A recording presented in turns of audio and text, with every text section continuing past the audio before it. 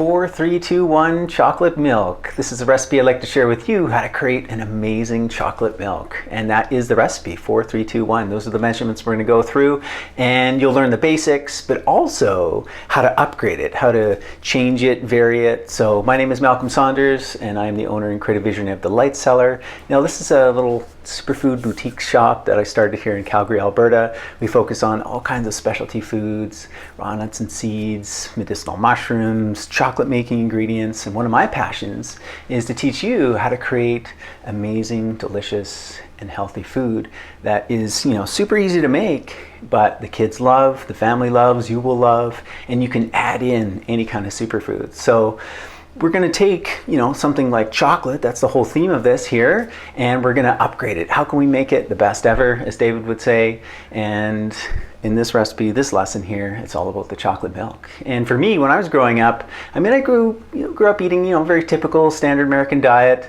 I think I was the envy of all kids because every lunch hour I had my little 500 ml, chocolate milk, Schneider's hot rods, a cheese bun, and a fruit leather. That was my lunch every day in the little brown paper bag. We'd take that to school. And, it wasn't until later. I was a teenager when I started becoming aware of food, aware of nutrition. What was I putting in my body? How did it affect me? Because literally up until that day, up until that time, no awareness, just, whatever was, on offer, whatever there was to eat. Actually, I loved cereal. That was my favorite meal of the day. I could have that breakfast, lunch, and dinner. I used to eat like Fruit Loops, Lucky Charms, these kinds of things. There was the healthier brown alternatives like Shreddies and Corn Bran. I'd have those. So this fateful day, it was kind of like this coming of age. I'd come home and I said to Mom, I was like, Mom, I'm becoming a vegetarian. Because at that time I had this idea of it was more healthy for the environment, etc. And so she says, well, Malcolm, I support you, but you're on your own. And so from that day, I had to figure it out for myself. Literally, I went from eating meat and potatoes to just potatoes, and it did not go so well. So hence started my journey, my awareness around food, nutrition. And I was a vegetarian for a number of years, got into whole foods, got into raw foods, became a vegan, explored many different types of foods and diets. And now, I've let all that go. I'm what I like to describe myself as a flexitarian in that sense of whatever goes. And I really listen to my body and what my body needs. And I've come a long way in terms of, ideas and theories. When I first mentioned, becoming a vegetarian, think it was better for the environment, that kind of thing. Well, that's only one side of the story.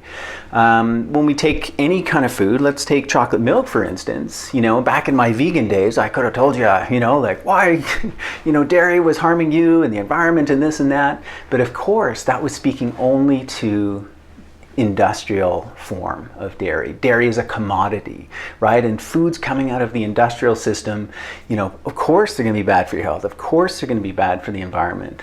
But things that you make, small, handmade, local scale, totally different. So with this recipe, the 4-3-2-1 chocolate milk, you can, if you want, if you have access to a good, high quality like dairy milk, and that's what works for you, awesome. Go ahead, use that as the base.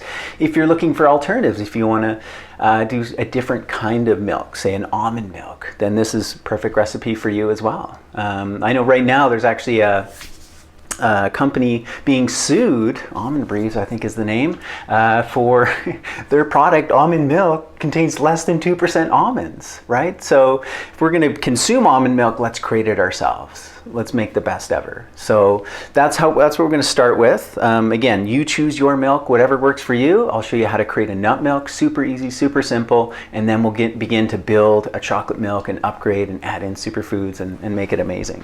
So you can make almond milk if that's what you're into. Awesome, wonderful. I like almond milk. I think it's a great choice. I've got here today some raw cashews.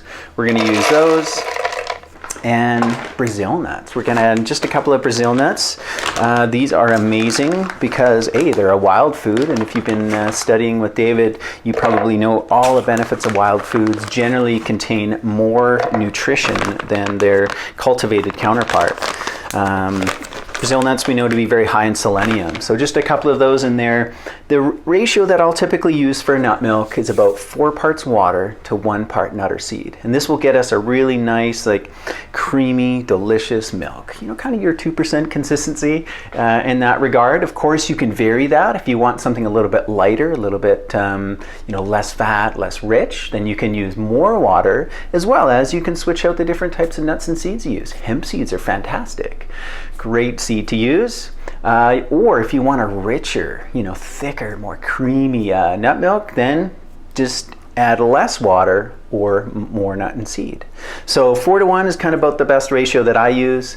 And what we're going to do, put any kind of blending contraption that you have, and typically the liquid I'll add just enough to cover to start. So add the liquid, I'll put that on, I'll start blending it.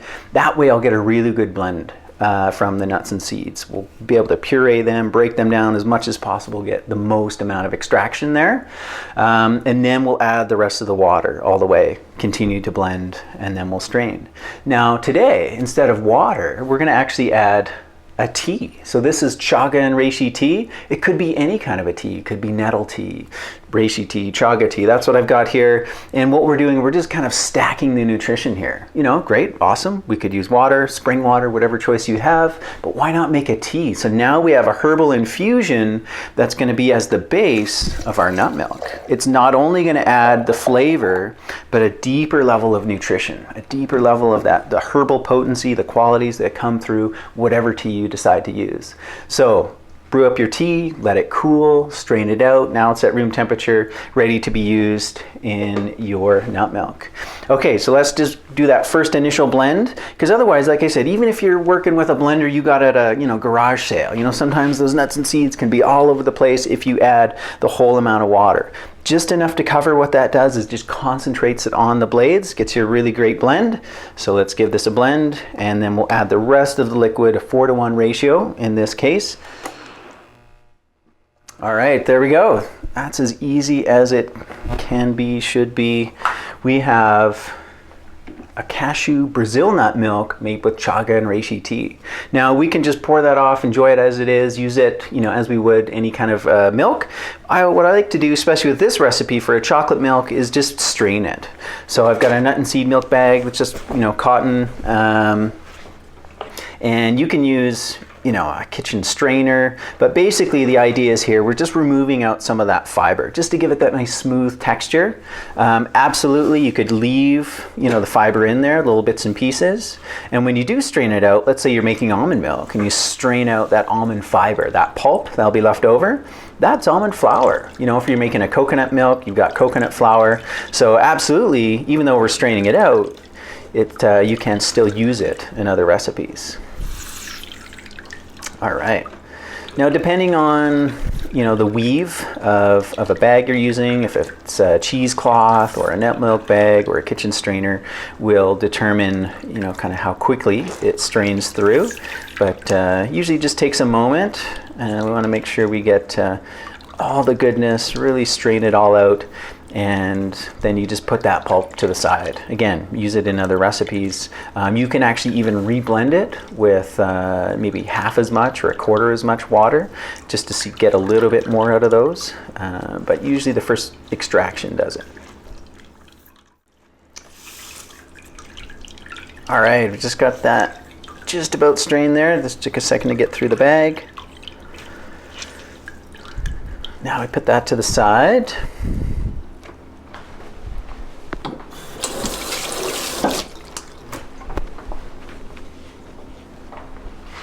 And we have our milk that's strained. We put that back in the blender.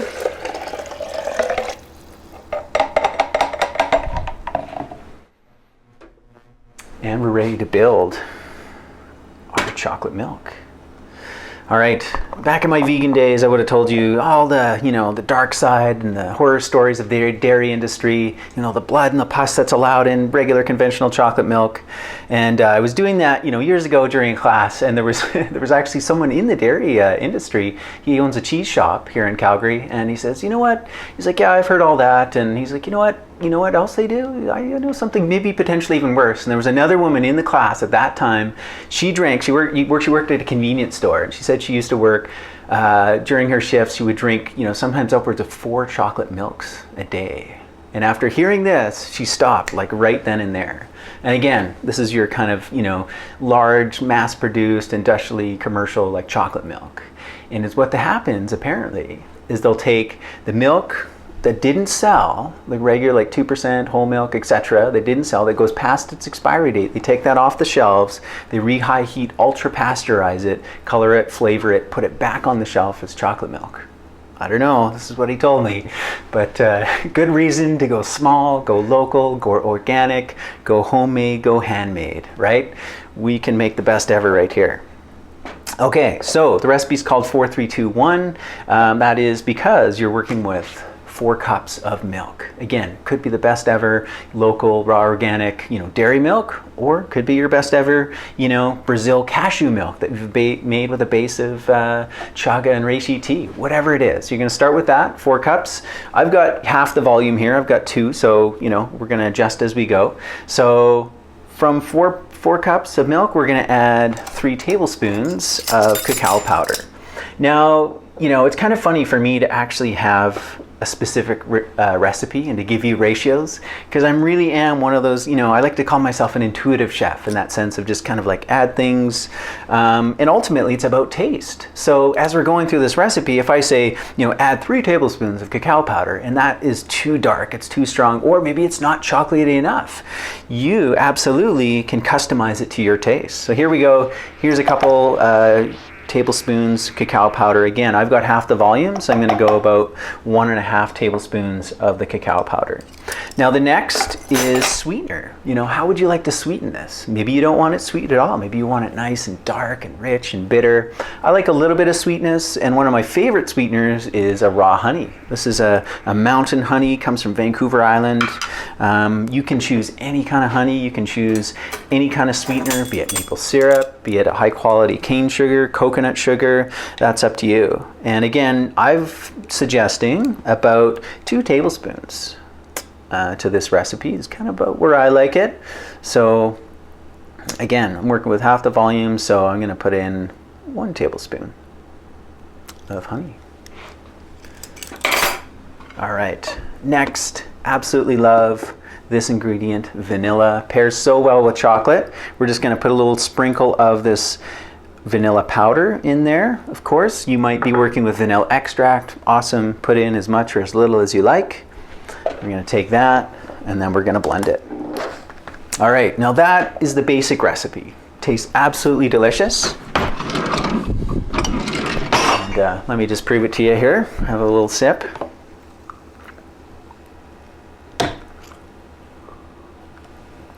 Oh yeah, perfect. That is wonderful. But we can add, we can play, we can vary it, change it up, add more things. One of the things I like to joke about is I like to make a hot chocolate. Now, of course, you could take this, you could warm it on the stove, just up to, where it's warm to touch, give it a nice warmth, temperature-wise, or you can spice it up with a little cayenne, a little cinnamon, and make a hot chocolate. That is absolutely fantastic.